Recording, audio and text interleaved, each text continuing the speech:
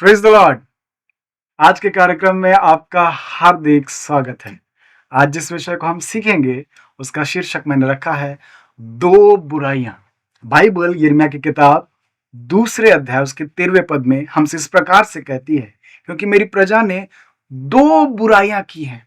उन्होंने मुझ बहते जल के सोते को त्याग दिया है और ऐसे हौद बना लिए हैं, वरन ऐसे हौद जो टूट गए हैं जिनमें जल नहीं समाता। दो बुराइयां, पहली वे परमेश्वर को भूल गए और दूसरा अपने लिए कोई और उपाय बना लिए हैं। यदि इस अध्याय के रेफरेंस को लिया जाए तो यह स्पष्टता से प्रकट होता है कि उन्होंने परमेश्वर को छोड़ अपने लिए दूसरे देवी देवताओं की स्थापना कर ली है और उनकी उपासना करने लगे हैं। और बाइबल उनके विषय स्पष्टता से कहती है कि वे उनका समाधान नहीं कर सकते। वे तो ऐसे हौद हैं जो टूटे हुए हैं। और भजन संहिता किताब में परमेश्वर ने बहुत कुछ कहा है उनके विषय में कि वे कुछ नहीं कर सकते, लेकिन फिर भी प्रभु के जो जन थे वे कुछ समय के लिए बार बार ऐसा करते थे कि वे प्रभु को भूल जाते थे और अपने लिए सृष्टि की कोई वस्तु को मूर्ति बनाकर उनकी उपासना किया करते थे। आज संभव मैं और आप मूर्त की उपासना नहीं कर रहे हैं, लेकिन संभवतः यह भी है कि हमने कुछ और चीजों को ढूंढ लिया है परमेश्वर को छोड़कर, और हम उसमें व्यस्त हैं, उसी में हम उलझ कर रह गए हैं। प्रभु कह रहे हैं कि दो बुराइयां की है। पहला, परमेश्वर जो बहता जल का सोता है उसे त्याग दिए है। हम इसे इस प्रकार से लेंगे। पहली बुराई यह है प्रभु को भूल जाना, और ये बड़ा आसान है मेरे प्रिय। यदि हम गौर ना करें तो बड़ा आसान है, हम प्रभु को भूल सकते हैं। हम अपने आप को बहुत सारी बातों में व्यस्त कर सकते हैं और हम प्रभु को भूल सकते हैं। व्यवस्था विवरण उसके 8 अध्याय और 19 पद में बाइबल कहती है, यदि तू अपने परमेश्वर यहोवा को भूल कर दूसरे देवताओं के पीछे हो लेगा और उनकी उपासना और उनको दंडवत करेगा, तो मैं आज तुमको चिता देता हूं कि तुम निसंदेह नष्ट हो जाओगे। भूलने के कारण जो पहली बात आती है वो विनाश आता है। दूसरी बात है, रोमी 1 अध्याय उसके 26 से आगे पद में लिखा है, दूसरी बुराई आती है कि लोगों का आत्मिक पतन होने लगता है।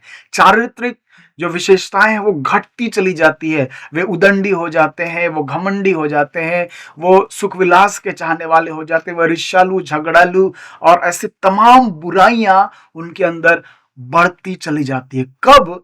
जब वे परमेश्वर को भूलने लगते हैं। जब वे भूलने लगते हैं तो प्रभु भी कहते हैं कि मैं उन्हें उनके हाल पर छोड़ देता। कई बार प्रभु के कुछ जन ऐसे होते हैं जो कुछ समय तक प्रभु की उपासना करते हैं, बड़ी लगन से प्रभु की निकटता में आते हैं, और कई बार थोड़े थोड़े करके वे प्रभु को भूलते चले जाते हैं और उनको लगता है कि जो हो रहा है वो सही हो रहा है। मैं आपको कहना चाहता हूं, जब हम भूलने लगते हैं प्रभु को, प्रभु हमें हमारे हाल पर छोड़ देता है और वहां से विनाश शुरू होता है। इसराइलियों के साथ, यहूदियों के साथ यही हुआ। विनाश उनके जीवन में आया। बेबीलोन और आस पड़ोस के शत्रु देश उन पर बार बार हमला बोल लेते थे और उन्हें बंधुआई में जाना पड़ा। उनके भवन, आलीशान मकान नष्ट हो गए, उनके मंदिर नष्ट हो गए, खाने पीने के सारी सुविधाएं छीन ली गई उनसे, उनके खेत छीन लिए गए, सब कुछ विनाश हो गया। क्यों? क्योंकि वे परमेश्वर को भूल गए। वो सोता जो उन्हें जंगल में मन्ना खिलाने वाला परमेश्वर, जो चट्टान से, चकमक की चट्टान से पानी निकालने वाला परमेश्वर, उसे भूल गए। इतने आश्चर्य कर्म किए जिसके विषय बाइबल कहती है था नहीं लगती, जो गिने नहीं जा सकते, असंख्य आश्चर्य कर्म, उन सबों को इसराइली भूल गए। कितनी बार परमेश्वर ने उन्हें उनके शत्रुओं से बचाया, कितनी बार उन्होंने परमेश्वर की सहायता से युद्धों को जीता, लेकिन इन सब के बावजूद वे परमेश्वर को भूल गए और परिणाम यही हुआ कि वे बंधुआई में चले गए। दो बातें बड़ी महत्वपूर्ण है कि यदि हम परमेश्वर को भूलने लगे, हम विनाश में चले जाएंगे। और आज विनाश हमारे लिए क्या है? अंतिम विनाश। हम नरक में डाले जा सकते हैं अगर हम परमेश्वर को भूल गए। दूसरी बात जो होगी वो होगी हमारी चारित्रिक विशेषताओं का पतन होता चला जाएगा। आत्मिक पतन की ओर हम बड़ी तेजी से बढ़ेंगे। और ये आप सब ने अनुभव किया होगा, मैंने भी अनुभव किया अपने जीवन में कि जब मैं प्रभु की संगति से कुछ समय तक दूर होता हूँ, मैं पाता हूँ कि कुछ बुराइयाँ आ रही है। मैं क्रोध जल्दी-जल्दी करने लगता हूँ, मैं अपना संयम खोने लगता हूँ। इसलिए आवश्यक है कि हम प्रभु को भूलें नहीं। प्रजा ने 2 बुराइयाँ की और परमेश्वर को भूल गए और दूसरा ऐसे हौद खड़ा कर लिया है। आज मैं आपको बताना चाहता हूँ कि हम अपने आप को बहुत व्यस्त कर लिए हैं दूसरी बातों में। जब हम परमेश्वर को भूलते हैं, उसका स्थान कोई ना कोई और बात ले लेता है। आपका जो समय है वो कोई और उसे चुरा ले जाता है। और बाइबल कहती है शैतान चोर है, वो उसे चुरा लेता है।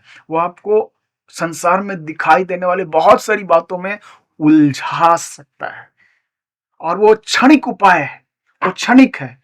प्रभु कहते हैं वो ऐसे हौद है जो टूटे हुए हैं, जिनमें जल नहीं समाता, जो अपने भक्तों की, अपने लोगों की उपाय नहीं कर सकते। जो भी आपके सराउंडिंग में है, शैतान ने आपको उलझाया है। शायद पैसा हो सकता है, मोबाइल हो सकता है, लोग हो सकते हैं, आपका संसाधन हो सकता है और आप उनमें प्रभु का समय चुरा कर उधर ले जा रहे हैं। आपने भी ऐसे हौद खड़ा कर लिए हैं जो थोड़े समय आपको कंफर्ट देगा, थोड़े समय आपको इत्मीनान करेगा, लेकिन वह आपको विनाश की ओर ले जाएगा। तो बहुत आवश्यक है कि हम इन 2 बुराइयों से बचे रहें। ये प्रभु हमसे कह रहे हैं कि हमने 2 बुराइयां की है। हम ना परमेश्वर को भूले और ना कोई हौद खड़ा करें। हम किसी को परमेश्वर के आगे आने ना दें।